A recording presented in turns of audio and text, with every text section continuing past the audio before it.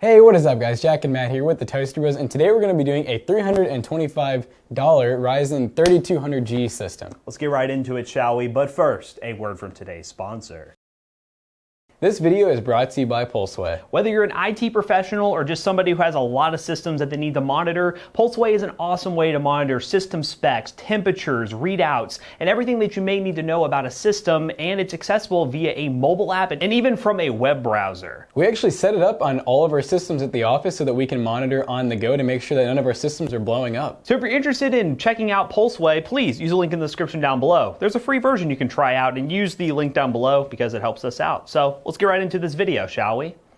Now before we get into this PC build, we got to give a big thank you to Computer Upgrade King for helping us out with the RAM, CPU, and motherboard. If you guys are interested in a pre-built system, please check the link in the description down below, and we've done a lot of videos using some of their products, so please check them out because they've helped us out a ton with this stuff. Now let's talk about the specs in this system. So what we have here is the Ryzen 3200G. This is honestly a lot like your beloved brother, the 2200G, same type of Vega 8 graphics, but this has been improved a little bit, and we should see some higher FPS across all games. And to house this, we have used this many times. This is the ASRock B450M HDV. It's a really good motherboard, and we believe that this is Ryzen 3rd Gen ready, but I guess we'll find out later on in this video, so stay tuned for that. So what we have here is two 8 gig sticks of T-Force Delta. So this is 16 gigs of RAM, which normally in a cheap budget system like this, we would only go with 8 gigs, but in this case, it is so cheap that we decided to go with 16. It's like $50-something, which is a really good deal for 16 gigs, and it's kind of a no-brainer. Now to power this system, we got this power supply on Amazon. This is actually the first time we've used this power supply. This is the Thermaltake Smart Series RGB power supply.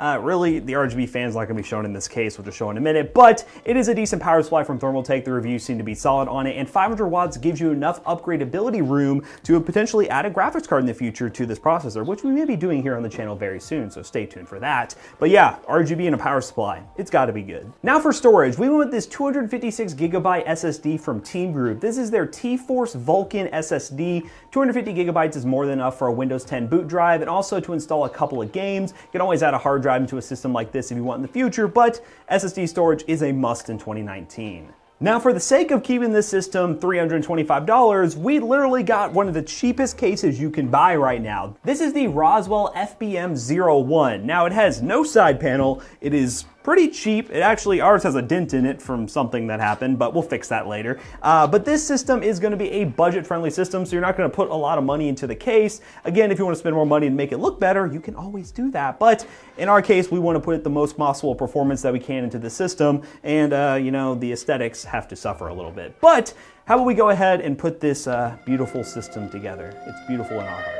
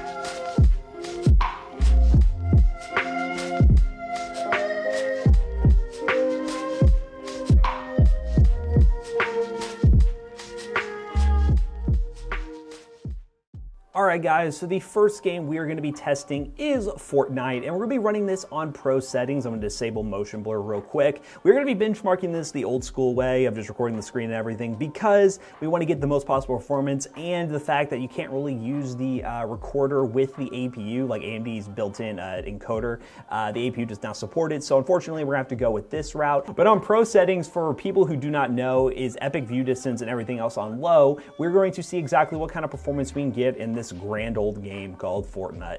Alright guys, so we're going to get ready to drop in real quick, but right now in the dropship we're getting at about 55 to 60-ish FPS. Keep in mind we do have the frame rate limiter turned off, so if there are some spikes and whatnot, that could be resolved by improving the, or locking the frame rate to be able to limit the amount of stutters that could happen from like sharp dips and whatnot.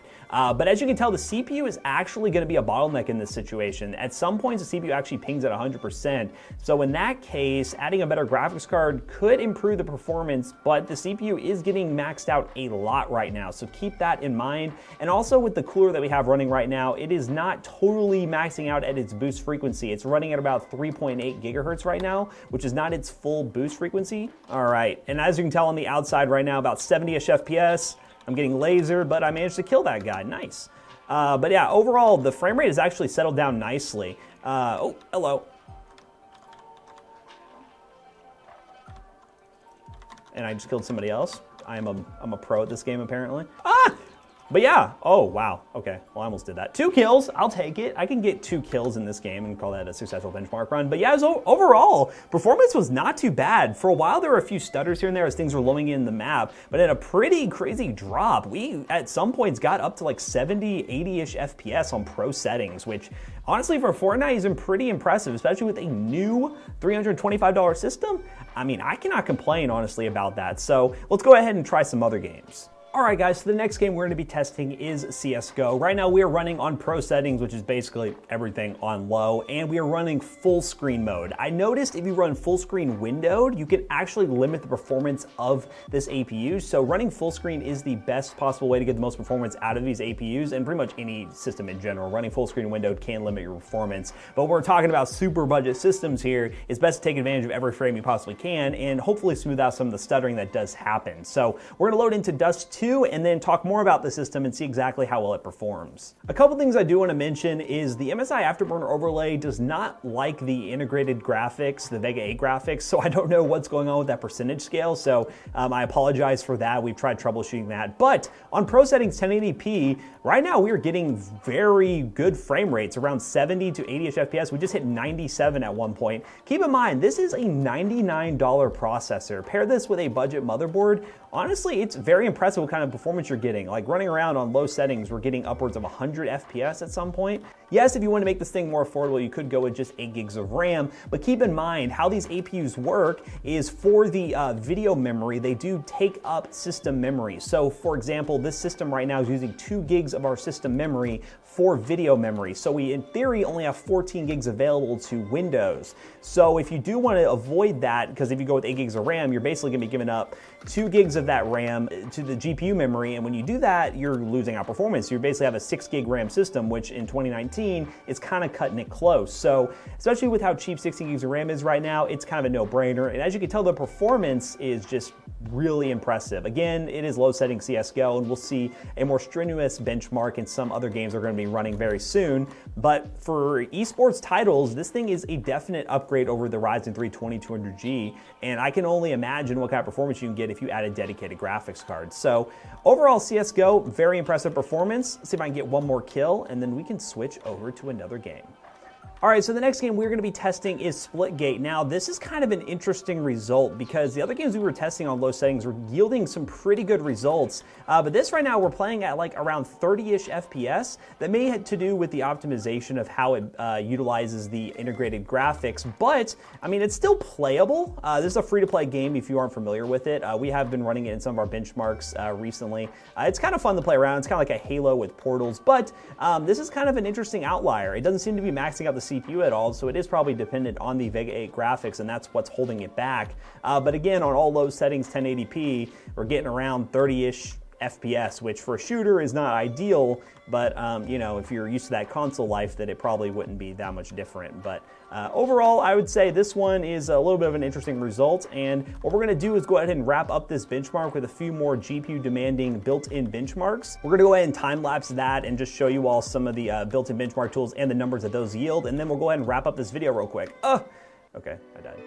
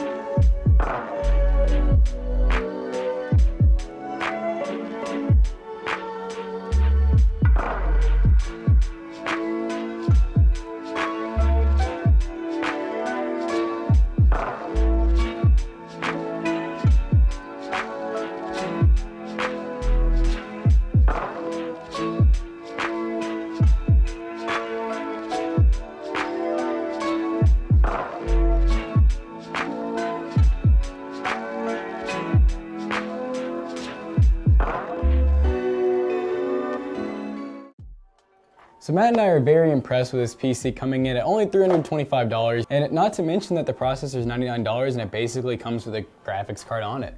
So when we did the testing, we only used 2 gigs of VRAM. Now, the fact that we went with 16 gigs of dedicated system memory allowed us to potentially add an extra 2 gigs of VRAM, and in some games that may actually give you some sort of performance boost, but in most cases, the integrated graphics can only do so much. It's good for things like CSGO, and as you see in the benchmarks, Fortnite, but when you get into games like Far Cry 5 or games that are more GPU dependent, it does start to suffer, and then you're most likely to have to drop the settings down to very low 720p. But again, you can upgrade this thing to whatever you want, really. You can get up to like a Ryzen 5 3600, which we've done a build of, and also you can slap a graphics card in here if you really wanted to get the most possible performance. But overall, really happy with the system, and look forward to some other content from us using the other APU that is available, the Ryzen 5 3400G. I know we have a really cool project plan that hopefully will come to fruition. And also stay tuned because we will be testing this system out with a graphics card soon. So as always, don't forget to like, comment, and subscribe, and we will see you guys in the next one. Goodbye. No, my mic wasn't on.